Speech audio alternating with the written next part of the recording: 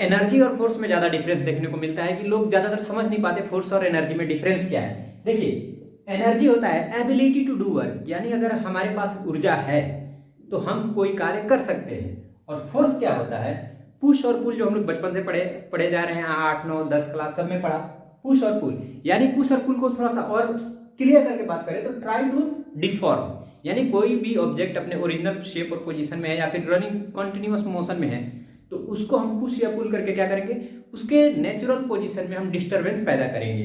वो क्या कहलाता है, फोर्स कहलाता है। देखिए, force is resultant due to energy और मास, यानी फोर्स अगर अप्लाई हो रहा है तो उसका दो ही कारण होगा, या तो एनर्जी या फिर मास, लेकिन वो एनर्जी नहीं होता।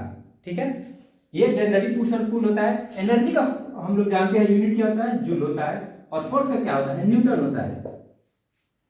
अब जानते हैं वर्क के बारे में, लगे हम। वर्क होता है फोर्स इनटू डिस्प्लेसमेंट। जैसे कि ये ऑब्जेक्ट है और ये इधर से हम धकेल रहे हैं, ठीक है।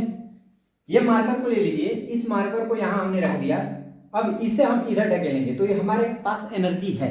एनर्जी है तो हम इसको क्या कर रहे हैं, डिफॉर्म यानी पुश कर रहे हैं, ठीक है।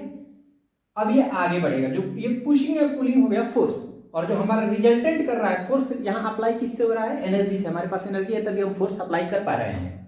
तो ये अब ये आगे बढ़ेगा, आगे बढ़ेगा तो फोर्स इनटू डिस्प्लेसमेंट, मान लीजिए यहां से यहां तक वो बढ़ा, वो 1 मीटर था और हमने 1 न्यूटन फोर्स लगा दिया, तो हमारा वर्क डन कितना आएगा, 1 इंटू 1, यानी force into displacement equal to 1 newton metre. और न्यूटन मीटर जो यूनिट है किसका हो जाता है, जूल हो जाता है, ठीक है। अब आते हैं पावर क्या होता है।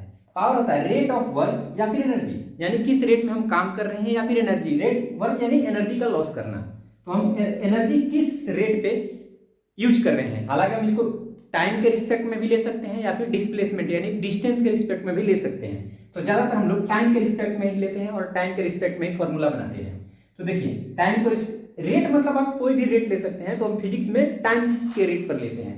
टाइम क्या होता है, जूल, यानी हमने लगा दिया, मान लो 100 जूल एनर्जी लगा दी, और ये काम करने में हमें लगा पूरा 1 मिनट, 1 मिनट यानी 60 सेकेंड, ठीक है। या फिर मान लीजिए इसको काम करने में पूरा लगा 60 सेकेंड इंटू,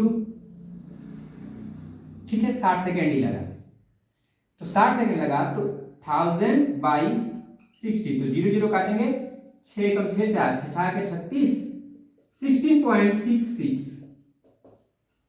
ठीक है, 16.66 कैलकुलेशन नॉर्मली आप भी कर लेंगे।